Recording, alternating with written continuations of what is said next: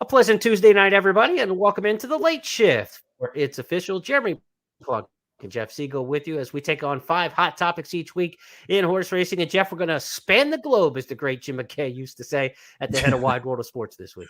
That's right. The thrill of victory in Hong Kong for sure. And I saw a video of the fans who were watching the race, and they went absolutely crazy when their superstar, their hero, managed to win. And we'll talk about that in a minute. So that was good racing overseas. And it's time of the year where you get a lot of big races overseas, whether it's in Hong Kong or Japan or Australia, that don't conflict with North American racing that much. After the first year, it'll change. So we'll talk about what happened there, and Bob Baffert winning as usual at Los Alamitos, and a very popular horse down at Oaklawn that I'm kind of growing on me. I can tell you that. We'll talk about him. And then we've got a Triple Crown tracker with another coming three-year-old by Justify that looks like he might be the goods. All right, let's get to it. Our 5 topics. We start off with number 1, and we are headed to Hong Kong for this one because last weekend were the Hong Kong International races, and in the Hong Kong Mile, the 3-time defending Horse of the Year in Hong Kong was in action.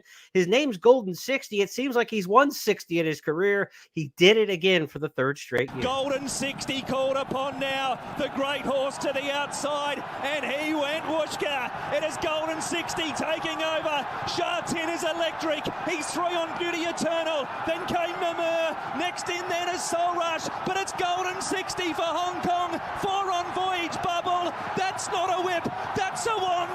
That ride from Vincent is magic. Golden 60. The superstar has beaten Voyage Bubble and Namur. He did it again. The 16th Group 1 win in his career for Golden 60. Just a legendary 8-year-old now. They talked about the jockey Vincent. Vincent Ho's been aboard him in almost every one of his career starts. And Jeff, what a model of international consistency just in Hong Kong, though. So he hasn't had the international exposure, but there's not a whole lot of people beating down the door to come and get him either there.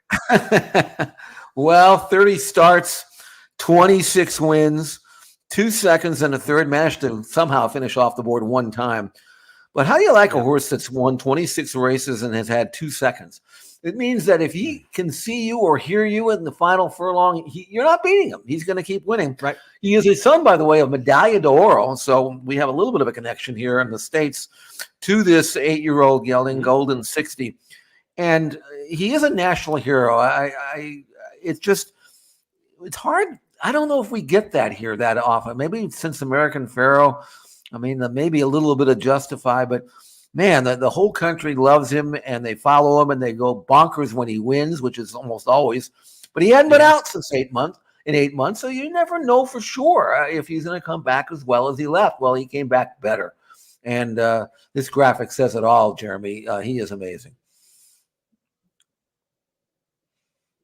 Look at the days off over the last 4 racing seasons. You talked about he had been away almost 8 months coming into the race last week, and 200-day layoffs have been the norm as part of the racing schedule in Hong Kong, as well as their deliberate stretching out of his campaign. And they've campaigned this gelding absolutely beautifully. One thing I felt that I was curious about, I went back and looked at each one of his 30 career starts, 9.8 horses per race in those starts over the course of his career. So he's taken on 8.8 rivals per race. These are not just lining up against 3, 4, 5 horse fields like we see in grade 1 races in the U.S. a lot of times and knocking off the same handful of horses. Golden 60's done it over the course of those 30 starts. When you talk about an 8-year-old still doing it at an upper level, I don't care what circuit you're talking about, you have to be impressed. And here in the States, in more recent vintage, we've seen horses like Lava Man do it on a big stage deep into his career. Prior to that, maybe go back to the 80s and John Henry. I looked at the careers of those horses. John Henry won 16 grade 1 races. It is now 10 grade 1 wins, I should say, 10 group 1 wins for Golden 60 throughout his career. So John Henry had more grade 1s and, he was still doing it at a high level, won 39 lifetime. Lava Man, on the other hand, won 7 grade 1s in his 17 career victories. So you're talking about a horse who's somewhere between Lava Man and John Henry in the annals of history, the way we can compare things here stateside. Well, I go back even farther with Kelso and Forgo in the East. Popular geldings, they're few and far between now for whatever reason. They were sounder and maybe just better. I don't know. But one thing I will say about Golden 60, though, because every race he's ever run in, all 30, have been in Hong Kong, he's never stepped out of his comfort zone. And you might have some doubt or some criticism, like they've been protecting him all this. It's hard to say how good he would be if he came to the States or went to Europe and ran. But I can tell you the time form, which grades horses on the same scale everywhere, they've been consistently assigning him time form ratings in the mid 120s on their scale, upward to mid 120s. And that would make him, if that were accurate, and I assume it's close as you can get, that would make him one of the best milers in the entire world, which is probably what he is based on his form. Too bad that he's probably not going to ever have a chance to prove that, other than if someone comes and gets him. From what I was reading, the DRF, there's probably 2 more races in his future. One, I think, in January, and a race called the Stewards Cup, and another one called the Champions Mile in April, both in Hong Kong. And then the owner says, that's it. I'm putting him away. And it'd be kind of a shame not to have tried be a little bit more ambitious. But there's no doubting how good he is. And like I say, he is a national hero in Hong Kong. Well, Golden 60, you mentioned the sire, Medaglia d'Oro and the American Connection. The dam side is all American pedigree as well. If you look at the mares on the dam side, you're going back to My Charmer, who was the dam of Seattle Slew, Swedish Chant. You've seen some big American stakes races named after these outstanding race mares and brood mares. So there's a lot of American pedigree top and bottom on Golden 60.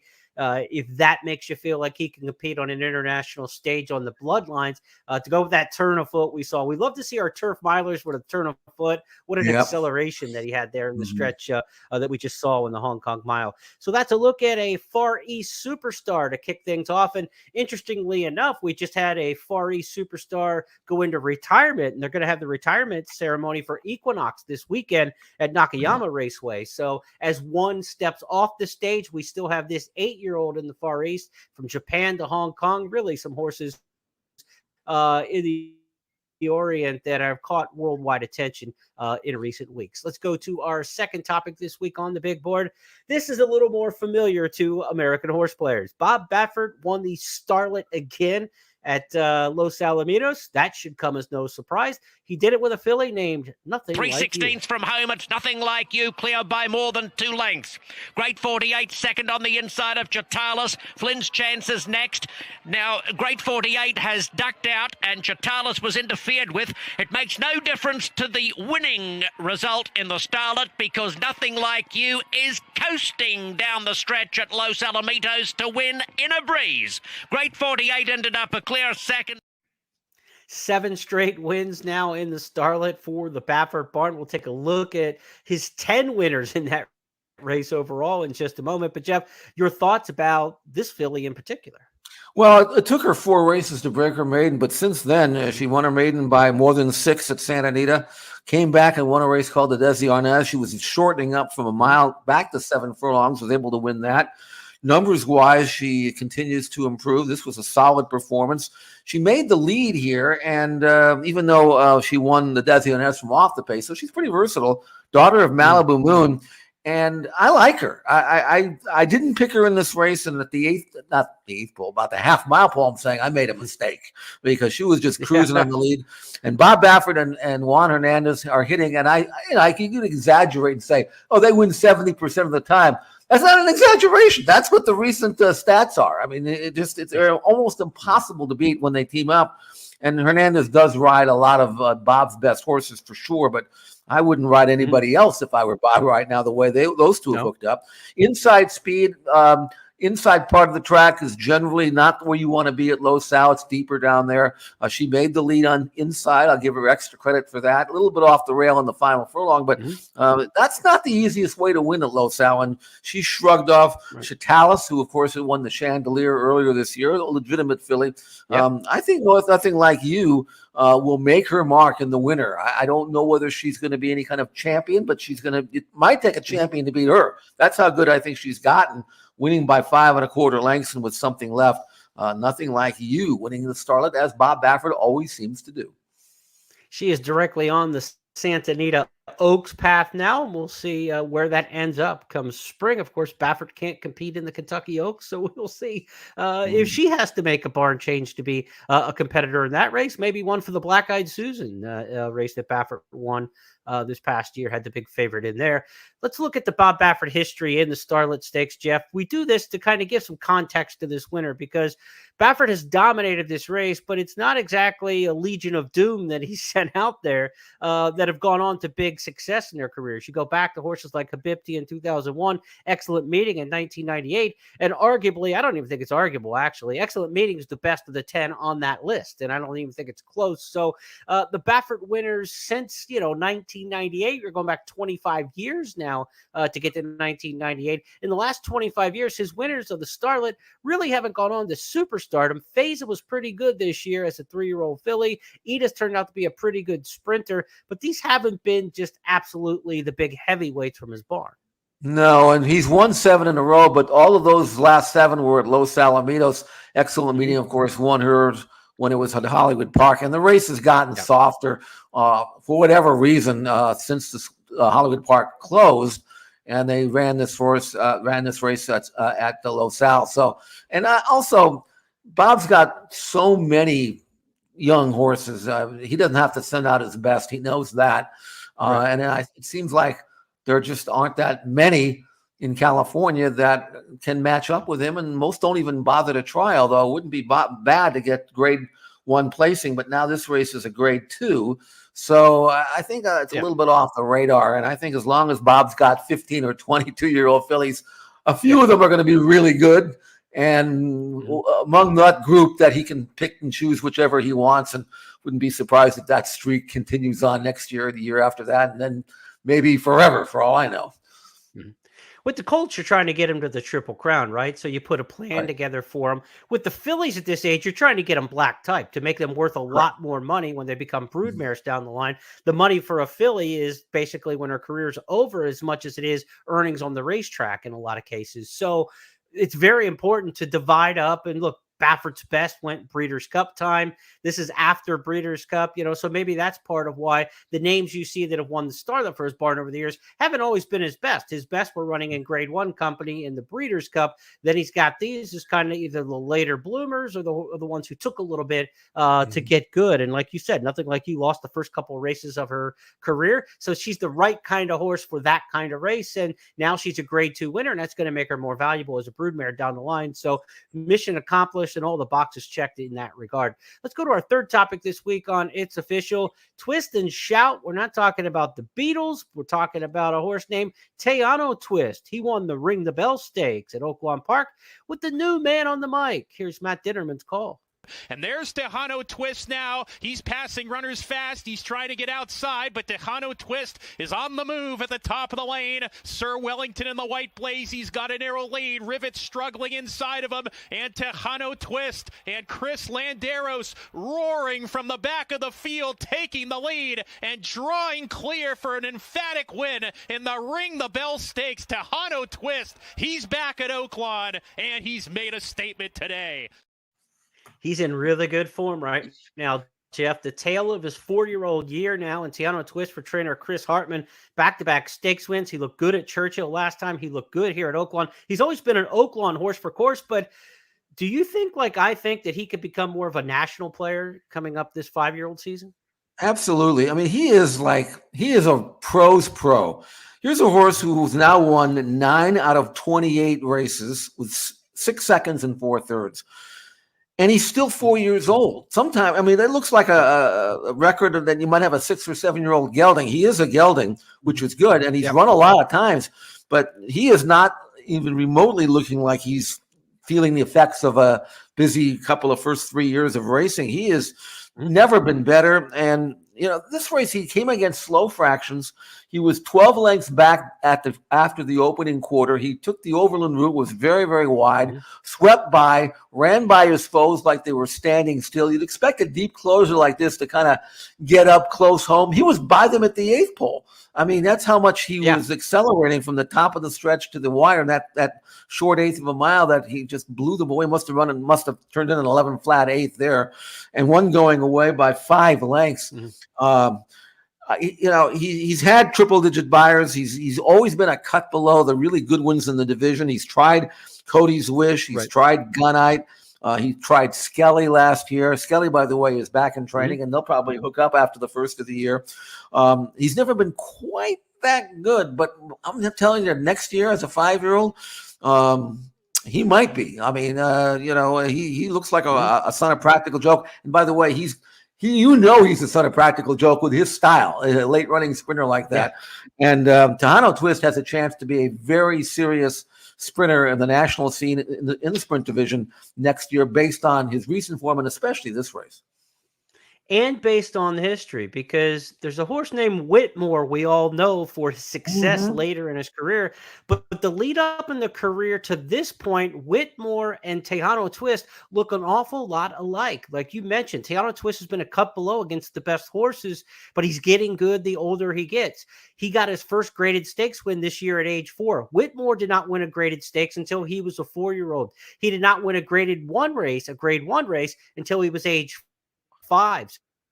So we're talking about a horse who can develop from 4 to 5 and rise up the stakes ranks. Whitmore the same way, Oaklawn based. He was a Ron Moquette trainee, of course, and really a horse for course. A lot of people thought at Oaklawn until he just got better and better and better the older that he got.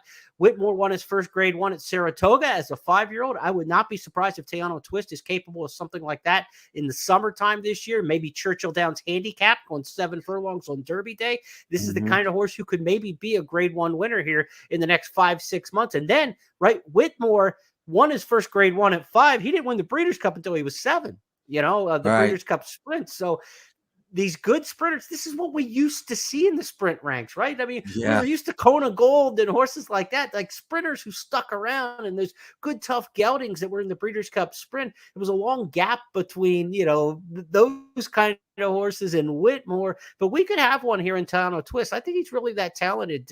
He was good for Brett Calhoun early in his career. Chris Hartman's had him for the past couple of years, and this is a horse who's going to make some noise. And I'll say right now, I really do think the Churchill Downs handicap at 7 furlongs could just be his coming out party on a national stage in one of those big time races, grade 1 on the Derby under. Let me keep an eye on Tano Twist. This is a sprinter we both like. Yeah, and he actually ran in that race last year. He had the misfortune of catching. He finished 3rd, which is good. Who beat him? Cody's Wish, who was 2nd. Hoist the Gold. Yeah. Salty, wouldn't you say? Yeah, and we don't have Cody's Wish anymore, right? I mean, as sometimes happens is, the attrition in a division. Some of the brilliant horses are stepping aside, going to the breeding shed, and some of these tough geldings and older horses, they can rise to the top. Yep. I've got a feeling we're going to hear a lot more from Tano Twist, hopefully, knock on wood, throughout the course of this year. Now, that's talking the older division, but this time of year, we're thinking 3-year-olds, and our Triple Crown trackers dialed in on yet another 2-year-old by Justify. We're going to take a look at Valentine Candy, a winner of the Advent Stakes on opening weekend at Oaklawn Park. Maybe not the first step to the Arkansas Derby when you think 5.5 furlongs, but this one could go a bit longer based on what we saw. Valentine Candy is cruising to the front runners, and Valentine Candy and Ramon Vasquez have taken a short lead. Molly's Town back in 2nd, left behind, and now Valentine Candy is opening up. He has been given this field the slip today, and he's opening up while getting to the rail. He's 4 lengths clear with a big burst of energy, and the son of Justify making a statement here in the Advent Stakes. He robs by a half dozen lengths. What a year for Justify with his 2-year-olds. Of course, Just FYI won the Breeders' Cup Juvenile Fillies. Hard to Justify won the Breeders' Cup Juvenile Turf. The best horse in Europe right now is a horse named City of Troy for Aidan O'Brien by Justify. Buku was the Jessamine winner on the turf, the 2-year-old fillies at Keeneland. Just a fabulous crop of 2-year-olds he's got this year. add Valentine Candy maybe to the list. Maybe this was his best race. His previous form was good. He's never routed, and he's by. And again, you put it out 5.5 with that turn of foot. If he can take that kind of turn of foot and project it over 2 turns, I don't see why he can't be among the very best ones in Arkansas on that circuit.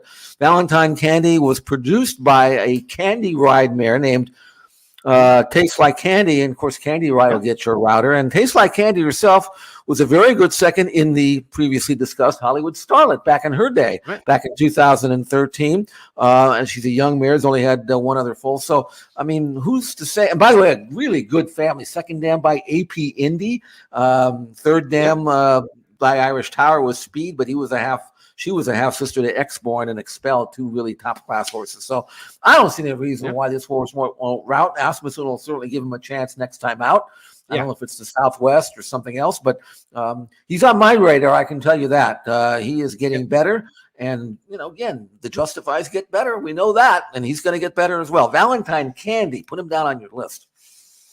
4 or 5 chances at Oaklawn to make your hay towards the Triple Crown Trail. I mean, from the Smarty Jones to the Southwest to the Rebel to the Arkansas Derby, there will be some options for this Justified Colt Valentine Candy. Also on our Triple Crown tracker this weekend, we're going to let you know about 2 races coming up in the coming days. Friday night at Remington Park in Oklahoma City, they're going to run the $300,000 Springboard Miles Stakes. You got shippers for Asmussen, Cox, Doug O'Neill. They've got to take on Keelan's Bowman Mill Stakes winner Glenn Gary and what looks to be a good 9-horse field. For more on that field, be sure to check out Express Bet and First Bet's blog section, where I have a Meet the Contenders blog. You can learn a little bit about each of the horses entered in the Springboard Mile on Friday. And also this weekend, the Japanese Road to the Kentucky Derby has a prep race with Kentucky Derby qualifying points. And if you say, what's the Japan race really going to have any say, is the race that Derma Sotogake came out of last year before ending up in the Run for the Roses. So keep an eye on Japan this weekend, and also Remington Park on Friday night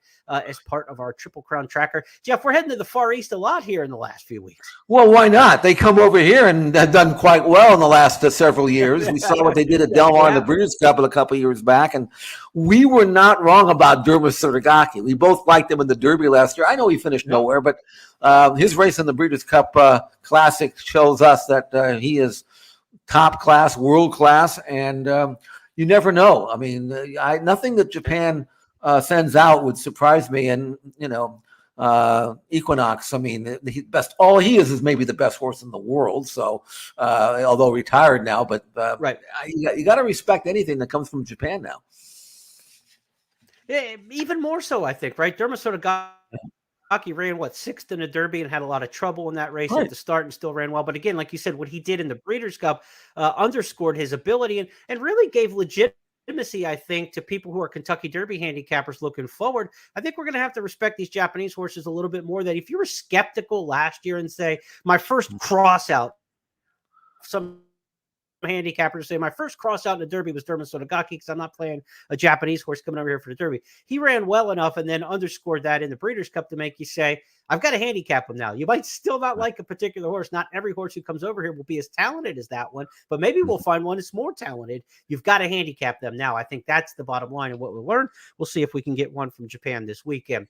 Now, this Star of Tomorrow that we have to wrap up our show is not going to be on the Triple Crown Trail because 1, it's a filly, and 2, she's 3 years old. Her name is Nick Stiles. She's only run twice in her career. She was in a first level allowance race at Gulfstream Park a few days ago, and Pete Aiello will show you how she Nick romped Style home. has the lead to the top of the stretch. The half was 45 seconds flat. On the outside, Divine Connection is 3 wide. In between horses, Gervin Girl still right there. Major Price tries to get a rally together. Off the turn and the stretch drive. Nick Style, she's got something in the tank here. Junior Alvarado sends her on with the task, and she's 7 in front. Principe is a huge price trying to rally for a slice. From between horses, Gervin Girl outside Divine Connection. But Nick Style comes back impressive. She won by 8.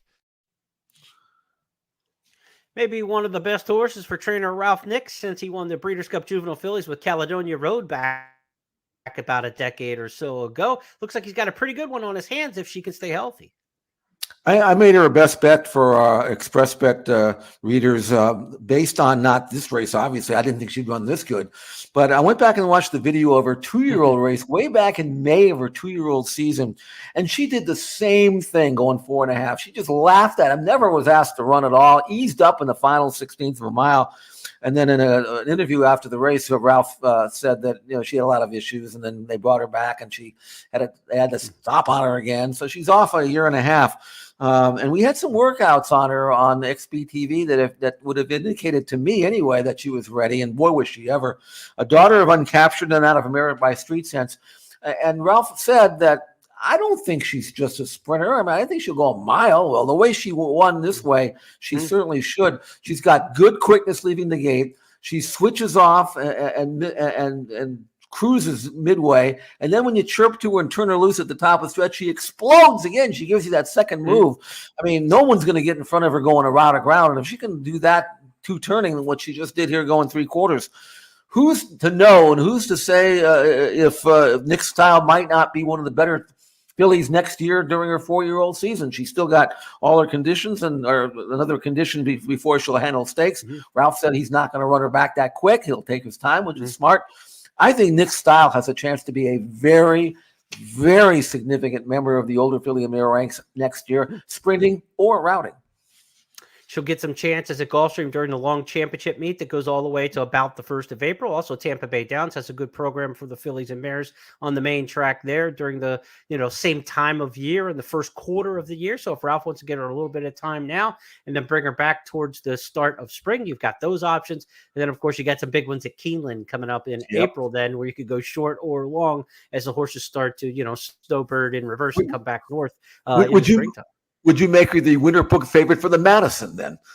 That's the kind of race we're talking about. Yeah, that's kind of what what you might want to be looking at. A race along that line, and then of course Churchill Downs has got. We talked about the Churchill Downs handicap. They've got the Derby City Distaff that raced the Goodnight Olive, got trapped down on the rail this year. So yeah, those are the kinds of races that the Derby horses are really easy, right? We know first Saturday in May, third Saturday in May, and then the 5 weeks later in June. And but with these older horses, the calendar's a little bit different, and you kind of look at some different targets and goals, but some of them do match up with the Triple Crown races, like those big races on Derby Day. So yeah, the Madison would be a great race for her. She turns out to be a good 4-year-old sprint filly. If they want to go long, who knows what she could do? The world's her oyster at that point.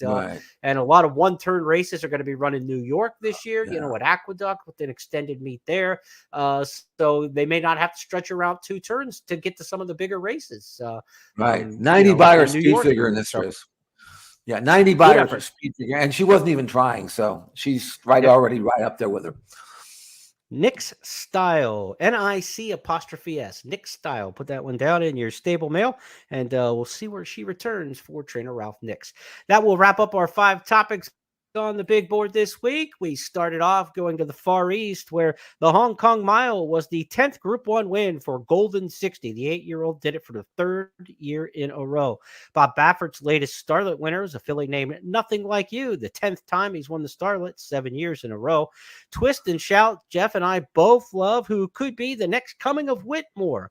Tano Twist, one to watch for trainer Chris Hartman after winning with a deep close in the Ring the Bell Stakes at Oaklawn Park for a 2nd straight stakes win. Our Triple Crown tracker has another offspring of Justify to watch. It's Valentine Candy, winner of the Advent Stakes at Oaklawn Park. Also teased you towards the Springboard Mile at Remington and the Japanese Road to the Kentucky Derby, which fires up this weekend as well. And our star of tomorrow, we just mentioned Nick Style, the 3-year-old filly about to turn 4. We'll see what she can do in the filly and mare sprint or the Distaff division as a 4-year-old next year for trainer Ralph Nix.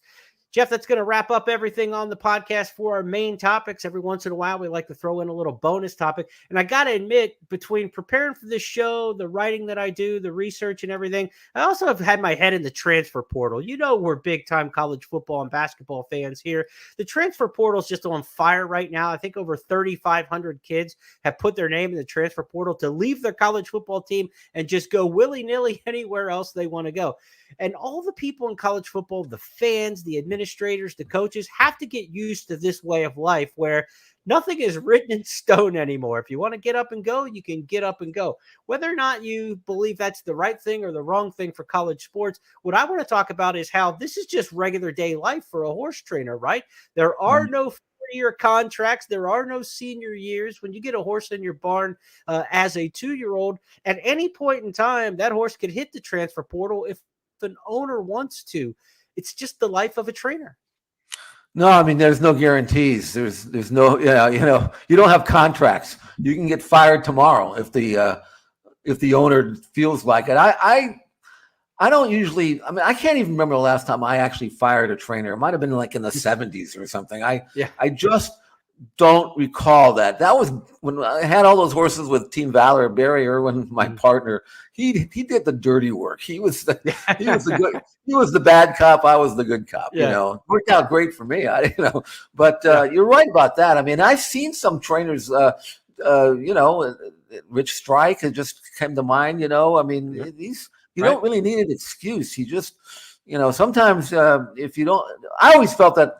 I did enough White Barrio, right? White Barrio hit the transfer portal. They were worried about Staffy Joseph and whether or not he'd be eligible to run horses here or there. Right. Sent him to Rick Duttrow. Next thing you know, he's in the winner's circle for the Breeders' Cup Classic. Jeff, the fans out there, do they know how the process works? And I want to talk to you as an owner. Let's say you've got a horse in your barn. John Sadler trained some of the horses you have in Southern California. Let's say hypothetically you wanted to move your horse for John Sadler. How's the process work? I would just go to him and explain why. I mean, mostly John doesn't need my horse. That's for sure. I don't think he'd care one bit.